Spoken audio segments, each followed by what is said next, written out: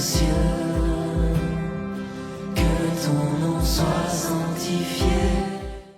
Bonjour peuple de Dieu, nous sommes dans notre chaîne télé Aimons la Vérité TV et à l'émission le ministère de la parole, l'appel au ministère de la parole. Donc c'est là notre thème le thème de notre émission. Et aujourd'hui encore, si nous avons touché ce thème, c'est pour interpeller tous ces frères, ces bien-aimés dans le Seigneur, tous ces hommes qui ont certainement un appel, mais ils ne savent pas si c'est réellement ça. Voilà pourquoi le but de cette émission, pour conscientiser le peuple de Dieu et afin qu'ils se retrouvent, afin qu'ils puissent avoir l'idée de ce qui leur arrive. Parfois, d'autres ont le ministère, mais ils tardent pour le faire parce qu'ils comprennent pas, parce qu'ils ne savent pas. Donc voilà pourquoi nous avons interpellé les hommes de Dieu. Et il y en a plusieurs hommes de Dieu qui vont passer. Mais aujourd'hui encore, par cette émission, nous avons reçu un homme de Dieu. Il va se présenter. Il est là devant nous. Bonjour l'homme de Dieu. Bonjour monsieur le journaliste. Et nous voulons que vous vous présentez au public Merci, concernant merci votre présence. beaucoup. Je m'appelle prophète Diawoti Vigra. Et ça, c'est mon prénom et mon nom. C'est prophète Diawoti Vigra. Merci beaucoup. Merci l'homme de Dieu. Et c'est le prophète Vigra Diawoti. Je crois que nous sommes dans l'émission et le peuple de Dieu voulait connaître. Ils nous ont édité quelques questions ici pour pouvoir comprendre. Parce qu'aujourd'hui, le problème de l'appel au ministère de la parole fait problème. Beaucoup ne savent pas le temps, beaucoup sont en train de tituber et ça pose problème. Donc voilà pourquoi nous appelons sur ce plateau des hommes de Dieu pour nous éclaircir. Et je crois que vous faites partie de l'un des ministres. La première question, nous voulons connaître qu'est-ce que c'est que le ministère. Pouvez-vous nous donner l'idée du ministère? Qu'est-ce que cela veut dire? Le ministère, c'est quoi? Le ministère de la parole, bien sûr. Merci beaucoup, monsieur le journaliste. C'est bien de m'avoir appelé. C'est bien de m'avoir appelé parce qu'il y a tellement de contradictions concernant les ministères. Et quand on parle de ministère dans le cadre de la religion, c'est-à-dire que c'est toute personne qui est sacrificateur, la personne qui exerce la sacrificature dans le Seigneur. Je crois que le frère Paul nous parle dans Romains, je crois que chapitre 15, verset 15, je crois que je vais poser les fondements.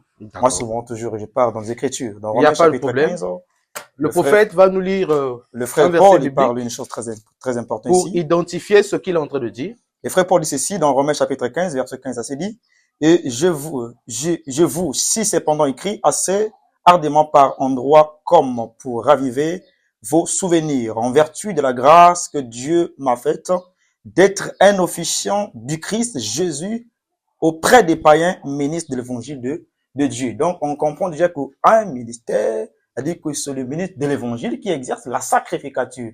Là, le frère Paul démontre qu'il est un sacrificateur de l'évangile par rapport à la grâce qu'il a eue auprès du Seigneur. Donc, c'est un peu ça comme étant définition du ministère dans le cadre de religion, voilà, de la religion. Donc, nous avons entendu le prophète Vigra nous dire ici que ça signifie la sacrificature. En détail, nous avons écouté. Qu'est-ce que c'est que le ministère? Alors, nous allons pas nous arrêter là. On a tellement de questions. Oui. On va passer à notre deuxième question. Vous avez dit que nous avons entendu que vous êtes prophète de Dieu. Oui. Et nous voulons savoir comment vous avez reçu votre ministère. Parce que certainement, avant d'être prophète, vous étiez aussi un frère. Oui, oui, oui. Mais nous voulons connaître un peu votre parcours parce que le peuple de Dieu va s'édifier dans certaines choses et d'autres vont parfois emprunter le même chemin que vous. Parfois, ils savent pas. Donc, c'est bien que vous nous mentionniez Merci comment beaucoup. vous avez reçu votre ministère. Merci beaucoup, monsieur le journaliste, pour ta question, parce que moi, j'aime souvent aller dans les Écritures. Amen. Et ça, c'est souvent aussi des choses que j'attends, parce qu'aujourd'hui, il y a plusieurs personnes et qui ne connaissent pas comment définir les appels et qu'ils ont reçus. Tu poses la question à une personne, il serait incapable. Merci beaucoup pour la question. Bon, je crois que je vais aller dans la briefing, pas dans les longs champs, et parce que ça prendra beaucoup de temps.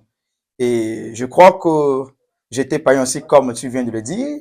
Et après des moments, Dieu a appelé, on devient chrétien parce que l'appel d'être chrétien, c'est un appel. Je crois que le frère Paul parle dans Éphésiens chapitre 4, le premier verset jusqu'à descendre. Il parle que lorsqu'on devient chrétien, c'est l'appel qu'on a reçu. Avant d'abord être ministre de Dieu, Donc, pour être chrétien, il faut d'abord recevoir l'appel. Une fois dans la marche chrétienne, bon, je commençais à recevoir des visions, j'ai évangélisé, mais je vais être seulement dans la briefing. Un jour, et j'ai eu une vision, j'étais dans mon village natal, là où je suis né, et dans la vision, j'étais en train d'évangéliser, et dans le quartier, dans le ruelle, et il y a une personne qui m'avait appelé, il me dit, frère, pardon, viens s'il vous plaît. Voici les dents d'étole que je te donne pour l'évangile que toi tu m'as prêché. Et je lui avais dit merci dans la vision. Et j'ai continué mon chemin à évangéliser dans la vision. Et je suis allé jusqu'à dans l'hôtel, à évangéliser, à prêcher dans l'hôtel. Et dans l'hôtel où je m'étais rentré, il y avait ma maman qui était ma tante maternelle. Ils étaient à trois avec ses copines. Et j'avais commencé à évangéliser parce que l'hôtel, ça faisait sombre. J'avais allumé la lumière. Aussitôt, je les avais vus, j'avais commencé à prêcher avec la colère. L'esprit m'animait de prêcher avec la colère. Et ma mère me disait, toi aussi, vivras avec les choses de Dieu. Tu viens nous prêcher jusqu'à dans les hôtels. Et sa copine lui avait répliqué, dit non, c'est pas lui qui prêche, c'est Dieu qui parle en lui. Et de nous dire de laisser les péchés. Après, je sors dans cet hôtel et je continue encore le chemin. Et je me voyais, derrière moi, il y avait la foule. Et dans la vision, et une voix me dit, tu as vu la foule là? Tu vas prendre la foule, vous allez traverser ce Jourdain. Une fois vous traversez ce Jourdain, vous allez escalader cette montagne. Une fois vous arrivez là-bas, vous allez se reposer. Il me dit, lorsque tu verras un enfant qui n'est pas de même ethnie avec vous, il va traverser le Jourdain avec vous, cet enfant va mourir. Et j'ai pris des gens. Il me dit, tu es le conducteur avec ces hommes-là. On a traversé le Jourdain avec tout le monde qui était avec moi. Et lorsqu'on a traversé le Jourdain, l'enfant, il avait au moins 3 ans, 2 ans comme ça. Cet enfant était commencé à mourir lorsqu'il était traversé avec nous. Et je pris l'enfant, je l'ai remis de l'autre côté. Lorsque je pris l'enfant, je l'ai remis de l'autre côté, l'enfant revient vivant. Et dans la vision, je pose la question, mais pourquoi cet enfant, il mourait comme ça? Et là, on me dit, je suis le Dieu qui fait descendre le père, des fils, des péchés des pères sur les fils. Et nous, on a continué le chemin avec des gens qui étaient avec moi. Et lorsque nous, on a monté la montagne, nous sommes arrivés à une terre pleine. Frère, je vous ai dit, c'est-à-dire c'était un champ très vaste et j'ai vu des pommes rouges et des pommes vertes. Et il y avait des gens qui travaillaient dans les champs en question. Et les gens qui étaient avec moi, ils se mirent à traverser dans la joie. Et chacun ne m'occupait plus. Et j'ai déposé la question à une personne, où est Moïse? On me dit, Moïse est là-bas au temps de travailler.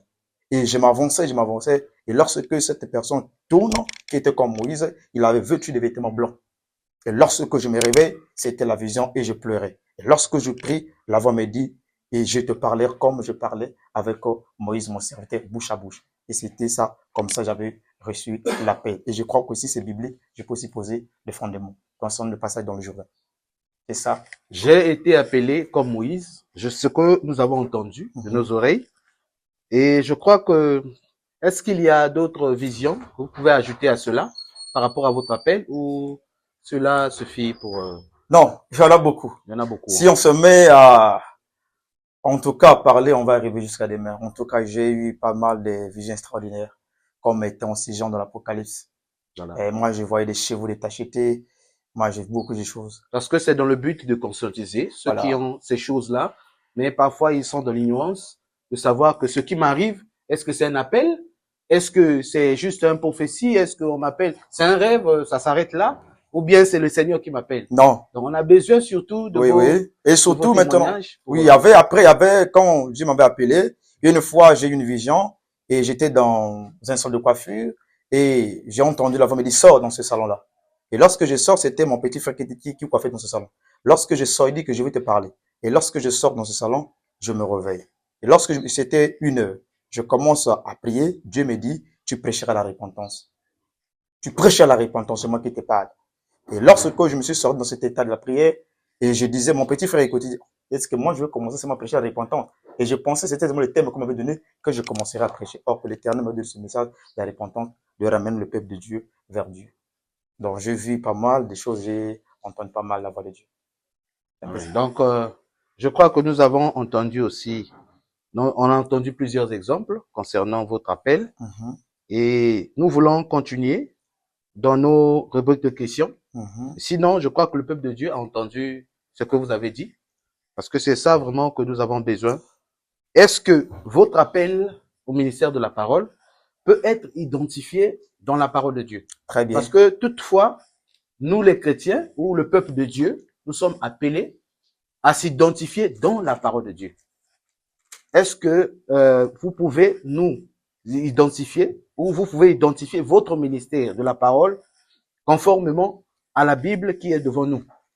Oui, Je vous laisse la parole. merci beaucoup, monsieur le journaliste. Bon, l'avantage est que lorsque je voyais ces choses, je n'ai pas la connaissance comme telle.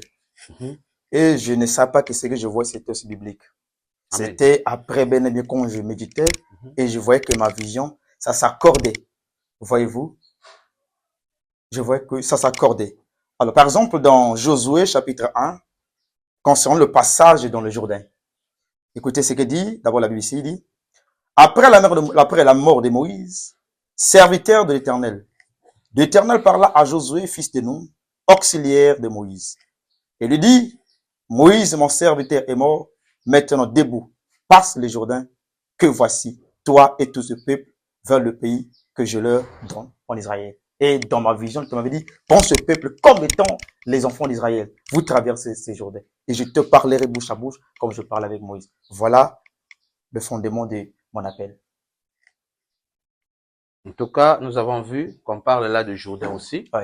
Comme vous avez expliqué dans votre vision, Oui. que vous étiez en train de traverser le Jourdain Oui. et il y avait un peuple derrière vous. Oui. Je crois que cela est conformément à la parole, Amen. parce que tout ce qui est conforme, nous n'avons pas le droit de douter. Amen. Nous devons que dire Amen à ce qui est écrit. Alors, prophète Vilgra, nous voulons continuer nos rubriques de questions. Yes. Alors, nous allons poser cette question. Est-ce que dans la parole de Dieu, il y a un critère d'âge pour avoir le ministère de la parole, ou il y a un critère de temps? Ça veut dire, est-ce qu'il y a un âge donné pour être appelé au ministère, ou est-ce qu'il y a un critère de temps, un temps donné pour exercer le ministère de la parole? Parce que je suis en face de moi, je crois, un prophète qui est encore jeune, par rapport à ce que nous avons vu dans l'Ancienne Alliance, comment ces hommes, ils pensaient que pour être un homme de Dieu, il faut seulement être vieux.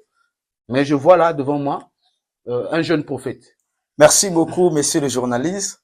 Vous savez que moi, j'aime les missions concernant la vérité. La vérité. Pour moi, je dis que toute la vérité, on a dit dans le Seigneur. Amen. Voyez-vous, et moi, j'aime souvent référer dans les Écritures. On n'est pas faire une émission sans la parole. C'est le but même de l'émission. Voilà. Vous voyez, le nom de la chaîne même. C'est ça. Aimons la vérité TV. d'abord, dans l'ancien temps, dans le sacerdoce lévitique, il y avait un âge donné. Par exemple, lorsqu'on faisait les recensements. Si on prend, par exemple, dans le livre de Nombres, chapitre 26, de versets 1 à 5, vous allez voir, Dieu parlait à Moïse de faire des recensements d'âge à 20 ans. Dans le sacerdoce lévitique, donc, on avait commencé à renseigner le Lévitique, il devait exercer la sacrificature à l'âge de 20 ans. Ça, c'était le sacerdoce ancien. Mais la Bible nous parle que l'Ancien Testament, c'est l'ombre de choses à venir. Déjà, le frère Jérémie, dans Jérémie chapitre 1, du premier verset à 10, et là, déjà, on nous annonce la grâce. Il dit que, avant que tu sois prophète, je t'avais déjà établi prophète dans le sein de ta mère. Et là, déjà, le Seigneur prouve déjà que, dans la grâce, il n'y a pas un âge donné. Donc, vous voyez aussi, le ministère, on ne devient pas pasteur, ou bien on ne devient pas prophète, mais on est né avec le ministère. Quelque part, vous allez voir dans Actes chapitre 1, donc Galates chapitre 1 de verset 14, le frère Paul explique ceci, dit, l'Éternel qui m'avait épargné depuis le sein de ma mère. Voyez-vous, dans le temps de la grâce, le temps de Jésus, il n'y a pas un âge donné. Mais dans le temps de Moïse, il y avait un âge donné à 20 ans. Pourquoi il faudra avoir l'âge de la maturité? Mais en ce temps-ci, la personne peut avoir 5 ans, Dieu peut appeler quelqu'un, mais il n'est pas commencé le ministère. L'Éternel attendra que c'est impossible, c'est inconcevable. Un enfant à 5 ans, il commence le ministère comme. Mais Dieu peut t'appeler dans ton enfance, et il va attendre jusqu'à ce que tu atteins un certain âge. Voyez-vous? Parce que quelque part, on voit Jérémie était un enfant. Lorsque Dieu appelle, parce qu'un enfant, il y a la différence entre l'enfant et l'âge d'adulte. Voyez-vous? Mais Jérémie était un enfant, mais il n'était pas d'abord adulte. Voyez-vous? Il avait peur de commencer le ministère, mais Dieu lui dit, va. Voyez-vous? Donc, l'âge donné, c'était dans l'ancien temps, mais dans le temps de Christ, Dieu peut t'appeler à 5 ans, 8 ans, mais tu ne commenceras pas d'abord par exemple, l'œuvre. Mais Dieu t'attendra l'âge, par exemple, de quelqu'un que tu vas avoir la maturité pour pouvoir conduire des gens. Voyez-vous? C'est un peu ça. Dieu peut t'appeler à la vieillesse. On a vu Paul. C'est un vieux, il était païen et Dieu l'appelait, et puis il devenait ministre. Donc, c'est un peu ça, ce que je peux répondre. Donc, en conclusion, nous pouvons conclure qu'il n'y a vraiment pas de critère d'âge Oui, concernant le ministère. oui, Mais par contre, dans l'ancienne alliance, Oui. il y avait un critère donné oui, et d'exercer ce travail. oui, Donc, dans la nouvelle alliance, nous comprenons qu'il faut certainement être formé, oui, prendre du temps tout à fait. et pour commencer le ministère. Tout à fait. Donc, nous comprenons que avec le prophète Vilgra, qu'il n'y a pas un âge donné, mais il faudra, même si tu as l'appel, il faudra prendre du temps pour t'exercer Exactement. afin de bien commencer Exactement. ton ministère. Oui. Donc, nous avons fini cette question. Alors, nous allons passer à notre quatrième question, parce qu'on a numérisé cela. Est-ce que, serviteur de Dieu, la femme peut-elle exercer le ministère de la parole? Est-ce que la femme peut-elle exercer le ministère de la parole? Peut être appelée au ministère de la parole? Comme vous venez d'identifier votre appel, est-ce que la femme aussi peut également avoir l'appel au ministère de la parole? Merci beaucoup, messieurs les journalistes. Je crois que le débat sur tous les sujets du thème du ministère de la femme, c'est un sujet qui date, des décennies, des années, concernant le ministère de la femme. Déjà, lorsque frère Paul parlait de ça, et les apôtres parlaient de ça, ils savaient déjà qu'il y avait déjà des débats qui se faisaient déjà. Et aussi, on voit, les gens disent que Déborah, Ourouda, tout ça, ils étaient des prophétesses. Mais il faut savoir aussi, ils étaient dans quel don? Ils étaient dans le don prophétique. Il y a la différence entre le ministère prophétique et le don prophétique, le don de la prophétie. Donc, tu peux avoir le don de la prophétie, mais tu n'es pas prophète. Même des hommes aussi, il y a des hommes qui ont le don de la prophétie, mais ils n'est pas prophète. Déjà que la Bible nous parle, je réponds encore, il dit que l'Ancien Testament, Hébreux chapitre 10, verset 1, dit l'Ancien Testament, lorsque le frère Apollos, parce que souvent les gens réfèrent que Hébreux, c'est Paul qui a écrit ça, après des recherches, c'est lui qui a écrit Hébreux, c'est le frère Apollos, qui a adressé aux Juifs. Voyez-vous, le frère Apollos, il parle, il dit que l'Ancien Testament, c'est l'ombre de choses à venir. Pour dire que l'Ancien Testament, c'est pas la réalité. Et lorsque on parle de la sœur Déborah, dans le temps de juge, voyez-vous, là, on dit que la sœur Déborah étant une mère pour Israël, elle est prophétisée sous les palmiers. Voyez-vous? Et ça veut dire que ça, c'est l'acte prophétique. Et quand on parle de Déborah, c'est le mal de l'église. Voyez-vous? Quand on parle des mal de l'église, pour dire que l'église est composée des hommes et des femmes. Et pourquoi seulement qu'elle prophétisait sous les palmiers? Or que le palmier, c'est l'acte à laquelle que l'épouse doit célébrer, doit cueillir l'époux. Par exemple, vous avez vu que dans Matthieu, lorsque le roi des rois devait rentrer dans la ville, sous la petite ânesse, il fallait qu'il puisse avoir des palmes et puis des palmiers. Allant encore plus loin, dans l'Apocalypse, on a vu des gens vêtus de robes blanches avec des palmes, voyez-vous, pour dire Saint Saint et l'agneau. Voyez-vous. Donc, Déborah, c'est l'image de l'église. Il n'y a rien à voir que Déborah doit avoir le ministère prophétique. D'abord, si nous prenons 1 Corinthiens chapitre 14, verset 32. Sans vous couper, l'homme de Dieu, donc, à entendre vous dire, nous pouvons dire que le ministère ou les prophétesses dont parle l'ancienne alliance n'étaient que des dons. C'était que des dons. N'étaient que des dons. Tout simplement des dons. C'était que des dons. Elle prophétisait sous les palmiers, sous les tentes. On n'a pas dit que Déborah est tant que père d'Israël, mais on a dit qu'on la mère. Vous voyez-vous? C'est la mère. Mais et Marie, la sœur de Moïse? Ben, Marie, ça, ce sont des dames qui pouvaient accompagner Jésus dans le ministère. Soit dans le cadre financier, les intercesseuses. Vous voyez-vous? Marie, la sœur de Moïse. La sœur de Marie, voilà.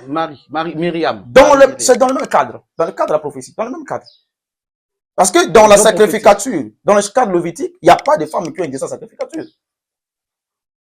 Il n'y a pas de, d'abord, le ministère, quand on parle de 12 apôtres, ça n'a pas commencé aujourd'hui, frère. Les 12 ministres là, les 12 apôtres là, ça n'a pas commencé aujourd'hui. Si vous connaissez peut-être l'histoire, lorsque Élie et les prophètes à Baal, ils restauraient l'autel. La Bible dit que Élie avait recommandé, il fallait d'abord chercher les 12 pierres qui pouvaient d'abord signifier les 12 tribus d'Israël. Maintenant, aller plus loin, avant que Élie commence à invoquer le feu. La Bible dit quoi? Que Élie avait dit, prenez-moi 4 jarres, remplissez d'eau. Ils ont rempli d'eau, ils ont reversé. Pour la première fois. Il dit doubler. Ça fait combien? 8. Il dit triplé. Ça fait combien? 12. Et quand le frère Paul nous explique que déjà, comme étant aussi des hommes. Donc, les 12 genres là, symbolisent les 12 apôtres. Parce que nous connaissons dans le ciel, il dit qu'il y a eu les 24 vieillards. Les 12 pierres qui sont les 12 tribus d'Israël, les 12 genres remplis d'eau, qui sont les 12 apôtres. Mais lorsque Christ vient, il n'a pas choisi la femme. Il a appelé les 12 pour accomplir l'écriture prophétique. Ce que Jésus-Christ a fait, c'était des réalités maintenant. Donc, tout ce qui était passé dans ce texte, c'est-à-dire que c'était une parabole. Mais Christ venait pour réaliser cela. En tout cas, vous avez expliqué en long et large les dons que ces sœurs de la foi avaient dans l'ancienne alliance. Oui. Et je crois que beaucoup s'accrochent sur Acte 2. Beaucoup disent que sur la chambre haute, il y avait des femmes qui ont aussi reçu le Saint-Esprit. Synonyme d'expliquer que la femme aussi a le ministère parce qu'elle aussi avait reçu le Saint-Esprit. Est-ce que ce sont des points qui peuvent pousser la femme à avoir le ministère? Parce ils étaient tous dans la chambre haute. Bon, concernant l'effusion du Saint-Esprit, quand déjà Seigneur Jésus annonce dans Joël chapitre 2, je crois que verset 28, c'était simplement de pouvoir signifier la différence des temps. C'est-à-dire que Jésus-Christ devait habiter parmi les hommes. Et voyez-vous? Et la manière que l'Esprit était descendu. Mais il n'était pas d'abord venu. Déjà, les apôtres, d'abord, ils étaient des apôtres, sans d'abord avoir le Saint-Esprit. Avant, oui.